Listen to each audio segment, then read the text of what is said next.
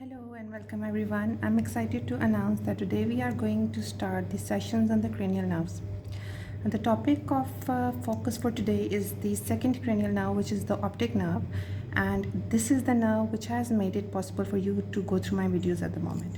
So what will be the learning objectives for today's session? We are going to discuss the course of the optic nerve, including its origin. Then we are going to discuss about the details of the visual pathway. So the pathway and its components, which include optic nerve, formation of optic chiasma, relay at lateral geniculate bodies, formation of optic radiations, and ultimately the visual cortex.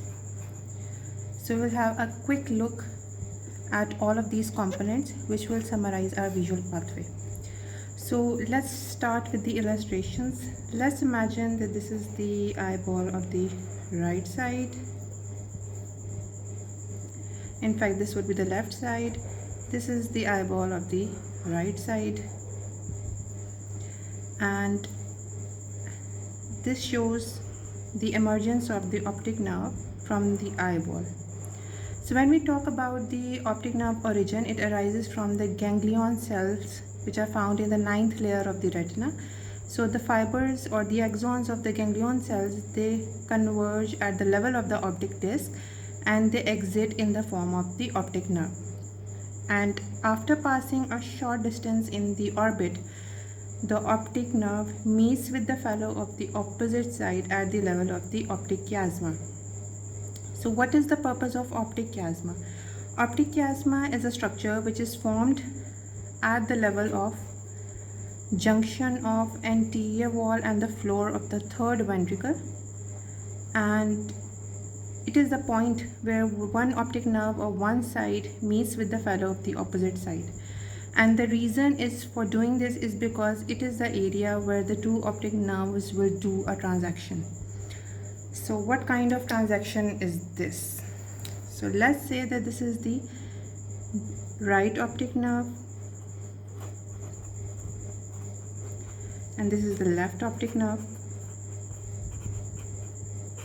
This is the right eye's nasal side, and these are the nasal fibers of the right optic nerve. These are the nasal fibers of the left optic nerve. At the level of optic chiasma, the two optic nerves, they exchange their nasal fibers. However, the temporal fibers, they travel ipsilaterally. So by that I mean that temporal fibers, they pass through the chiasma, but they move to the respective optic tract. After this exchange of fibers at the level of the optic chiasma, what happens is that there is appearance of the optic tract.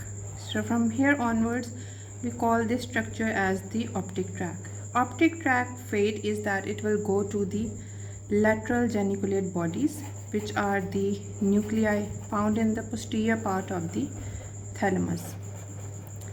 So all the fibers which are meant to carry the information of vision from the optic nerve, they will relay in these lateral geniculate bodies.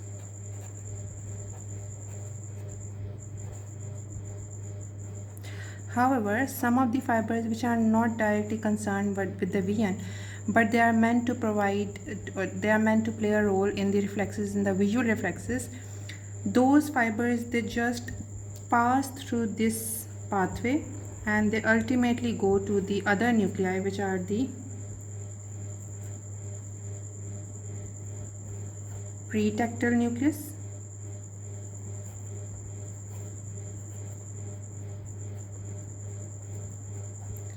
and the superior colliculus of the midbrain at the level of midbrain.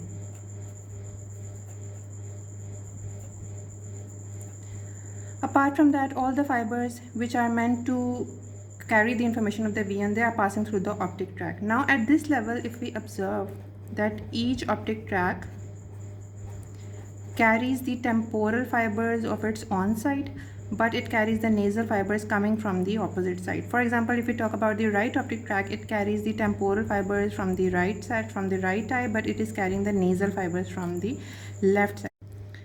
So this is the right optic tract and this is the left optic tract. After relaying in the lateral geniculate bodies, there is formation of the optic radiations from both sides. So this is left optic radiations and these are the right optic radiations. And ultimately these optic radiations, they are meant to go to the visual area. So let's say this is the primary visual area. So primary visual area is area 17. So all the information for the vision ultimately goes via optic radiation to this primary visual areas. While in addition to this primary visual areas, there are other areas like area 18 and area 19. These visual areas, they are actually found on the medial aspect of the cerebral hemisphere, particularly its occipital lobe.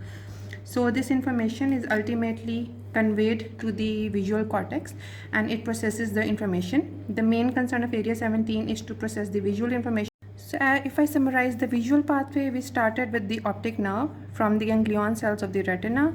There was formation of optic chiasma at the level of junction of anterior wall and floor of third ventricle, by which the nasal fibers decussated but the temporal fibers moved ipsilaterally. Then there was formation of optic tract, and through the optic tract the information was relayed to the lateral geniculate bodies. However, some of the information was conveyed to the pretectal nucleus and superior colliculus, which is meant for the visual reflexes. After the information is relayed in the lateral geniculate bodies, it is conveyed to the visual area of the cortex, area 17, which is the primary visual area, and area 18 and 19, which are the secondary visual areas. So overall, if somebody asks you about the number of neurons which play a part in the visual pathway, we have first order neurons, we have second order neurons, and we have the third order neurons. So first order neurons are actually the bipolar cells. Second order neurons are actually the ganglion cells. And third order neurons are actually the lateral geniculate bodies. Stay tuned to understand about the lesions of the visual pathway. Thank you very much.